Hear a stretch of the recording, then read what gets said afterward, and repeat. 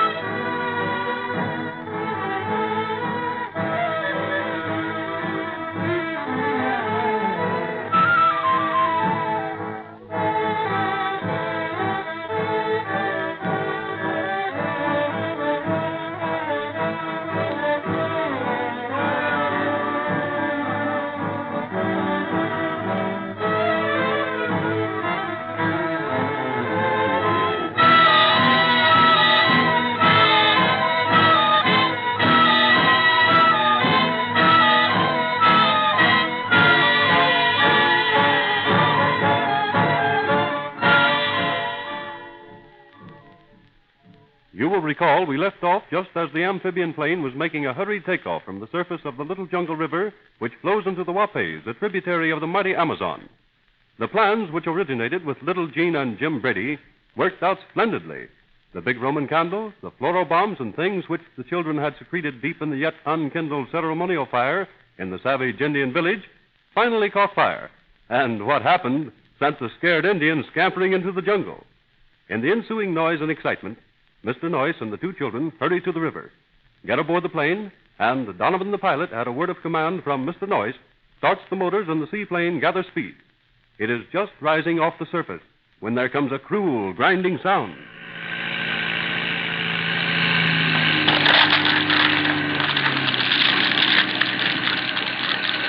Hold on tight, everybody. We've got it back on the water again. Hang on, here we go.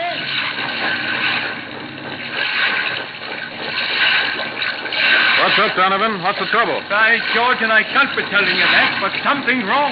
Listen to that. She's throttled down and still she's shaking. Yeah. Must be something gone haywire in the motor, Pat. Must be. Sure, and it is, but I don't know what. Maybe I'd better shut her off. Hold it just a second, Donovan. Let it idle. There may be more to this than appears at first glance. Well, I think I know what's the trouble, Mr. Noyes. Yeah? I'll bet one of the propeller blades is broken off. You feel her shake and tremble? Yeah. Well, that's a sign the prop shaft is out of balance.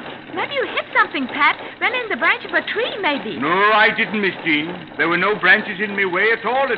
I saw to that early in the day. We had a clear sweep ahead of us. Narrow, of course. But it was plenty of room to lift her, all right. Gee whiz, more trouble. Gosh, will we never get out of it? It isn't the getting out of it that worries me so much. The question at the moment is, how did this happen? The propeller blades are too high off the water to be interfered with by a crocodile or a floating log. Oh, now, and they are that. Too high entirely. Did you ever have any trouble like this before, Pat? I mean, did this prop ever show signs of weakness that you know of? No, sir. And I checked her over very thoroughly this afternoon, after we captured the Indian guard. I just wanted to be sure. But you know, come to think of it now, I did hear a lot of splinters hitting against the windshield and the cabin roof. You mean right now? Yes, right when that awful shattering sound came. What does that signify? Anything? Yes, sir. You know, I'm thinking if the propeller blade had broken off because of some flaw, well, then it would very likely have been a clean break, see? I get it. You mean there wouldn't have been any splinter sounds on the windshield and the cabin roof? Right. It all happened so quickly. But now that I've got time to think clearly, I'm almost certain someone threw something at the whirling prop just as we were leaving the water. That's what I've been suspicious of since it happened.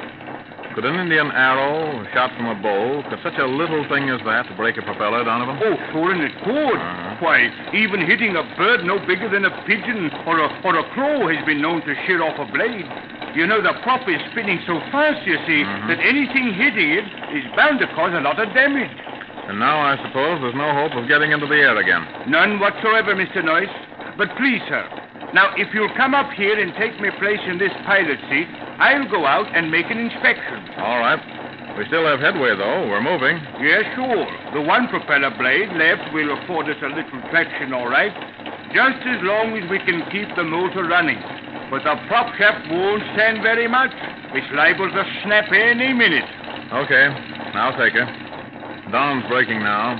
Enough light to show us where we're going without much trouble. Well, go ahead, Pat. See what you can find out. I will. And be ready to shut off the motor if you hear me yell. Yeah. I'll climb out and get down on one of the pontoons. Well, we're floating all right, but we aren't moving very much faster than a man could walk. Okay, get going, Pat. The sooner we know the truth about what's what, the better. It isn't any too safe here yet. These Indians are scattered all over these woods right now. Maybe it was an Indian. Maybe he took a pot shot at the plane when he was passing. You mean that he struck the propeller just by accident? I hope so. The Indians don't know that the propeller is the most vital part of the whole ship. It must have been a chance hit. Oh, Donovan, you don't happen to be carrying a spare prop, do you? No, sir, Mr. Noyce, and that's where we made a big mistake. Yes, sir, a big mistake. We seem to have plenty of extra parts for other repairs on this bus, but you know, we haven't got a spare prop. And that means, then, that we might as well kiss the airplane goodbye from now on? I guess so, Miss Jean. That is, unless we can get a spare propeller from somewhere downriver. And that means a long wait. Maybe 3 months or more. Oh, say, will you throttle her down just a little more? I still hear the water washing at the pontoon, and I'm not wanting to take any chances. That river out there doesn't look inviting at all, at all. Well, I don't want to throttle her down too much, Pat. She may stall on us. We can't afford that. Not in this spot. We must keep that motor running. Even with just one propeller blade, at least we can keep the ship moving ahead, and we must do that. The sooner we place this river behind us, the better. Well, I'll be going, and it won't take me but a few minutes. I'll soon know. Yeah. Say, somebody, turn on all the lights. It'll help me out there. Right you are, Pat. Here they go. How's that, Pat? Why, that's swell, Miss Jean. Will you put on another light from the other side now? All right. All right, I'll get to that side now. You hear that? Rifle shots, eh? Hey, Donovan. Donovan, get back in here. Donovan, do you hear me? Get back in here at once. Come on, man, hurry. Someone is using this ship as a target. Well, sure, and Pat Donovan isn't wasting any time. My golly, I don't like bullets flying around, especially when you can't see where they're coming from. And now, Mr. Noyce, what is it? What's up now? Jimmy, I'm just a little bit afraid that the Indians didn't get Grogan after all. Or it may be Limey Scroggins. Certainly it's someone who can handle a rifle. Say, Donovan, get back in the pilot seat here, will you? Yes, sir, I'll be doing that. There. Mr. Noyce, what's the next move? It's your job to keep this ship moving. Slide her slowly down till we reach the junction where this one feeds into the Wapes. Yes, sir, and I think we can make it. But not much farther, though. You know, the prop shaft just won't stand all that shaking. If we can get into the big river, then we can shut the motor off entirely. The current of the Wapes is strong. We can drift down from there. You mean, then, that we're going away downriver, drift down to civilization, so as to get the ship repaired? No, that'll take too long. But we'll just drift down to the sandbar where Pedro hid my dugouts. We'll find Pedro there when we arrive. From there on to the Black Flame Country, we'll have to rely on our own canoe. Don't hear any more rifle shots. Why aren't they shooting now? Well, we've been swinging around bends in the river. And if this ship is making better time than a canoe, why, I think we can outdistance the enemy, whoever it is. Mr. Noyce, do you really think it's Grogan? Could have been an Indian. Remember, you told us that Grogan had been bootlegging guns and ammunition to these Indians. Oh, it might have been an Indian. One a little more brave than his fellows, or one a little less superstitious. I'm kind of hoping so. We can cope with the Indians easier than we can with men like Grogan or Limey Scroggins. I say, Mr. Noyce, look ahead there, the big river. We're going to make it, all right. Well, that's the best news I've heard in a long time. The big river is the safest place for us right now. It's wide and deep.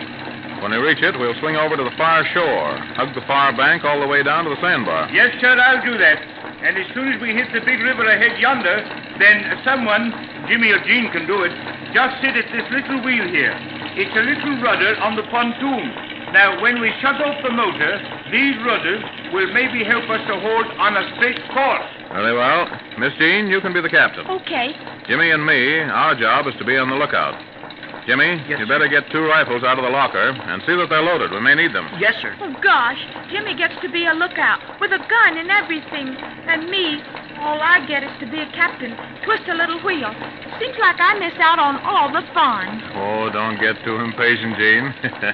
Yeah, we're still a long way from the Inca Temple yet. If you're looking for this kind of fun, well, seems to me you may get more than your share before we reach our destination. Well, then here we are, Mr. Noyce. We're slipping into the big river now. And boy, oh boy, the water is moving down swift. Just you look at it move, eh? Say, we'll be down at the sandbar in no time. Gee whiz. I sure hope Pedro's there waiting for us. I hope we don't have to go hunting for him. That would be a mess. Don't worry. Pedro will be there all right. He's never failed me yet. All I'm hoping is that our crew of native canoe paddlers are still there. We need them more now than ever. Well, now, Mr. Noyce, what's to be done with the ship here? You know, as she sits now, she's positively useless. Can I shut off the motor now? Yes, it'll be safe enough now. Go ahead, shut it off. Okay, then. All right, Jean. You take over now. All right, I'm sir. getting out on top to take a look-see. Yeah, do that right away, Donovan. But be careful. Don't expose yourself too much or too long. I won't. These Indians can shoot a poison dart a long ways. Hey, Mr. Noyce, the ship. This wheel isn't worth 2 cents. I can't steer it at all. You see that? The ship's twisting around. Oh, what'll I do? What'll I do? There isn't much you can do, Jane. Just sit where you are. We ran into an eddy, a little whirlpool. We'll float out of it soon. By George. Just what we thought, Mr. Noyce. One of the blades is broken off. Something hit it and shattered it. You know, someone must have thrown a rock at it or something. Well, it's got to be repaired before the ship is of any use to us, so the sooner the better. Donovan, I suggest that you take her downriver toward Toraqua. Aye. And tie her up securely. Then you take passage on a river launch down to Manaus. Aye? Make arrangements for a propeller there, and then with a new prop in place, you can come back upriver and find us. Aye. Hear that, Mr. Noyce? Hear that? Hear that bullet whine? Gosh, I guess they're shooting at us. Yeah, Jimmy, I know the sound of that gun, though. That's Pedro's gun. Maybe he's trying to signal to us, Mr. Noyce. The signal is usually 3 shots fired slowly. No, Miss Jean, that was Pedro's gun, all right. Well, maybe he's in trouble. Maybe he's been attacked by Indians. Donovan, hurry it up, will you? Start that motor if you can, broken prop or not. We must get moving. Let's go.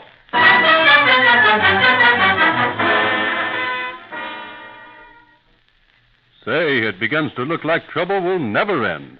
It's Pedro this time, and from what we know of Pedro, it must be serious trouble he is in right now.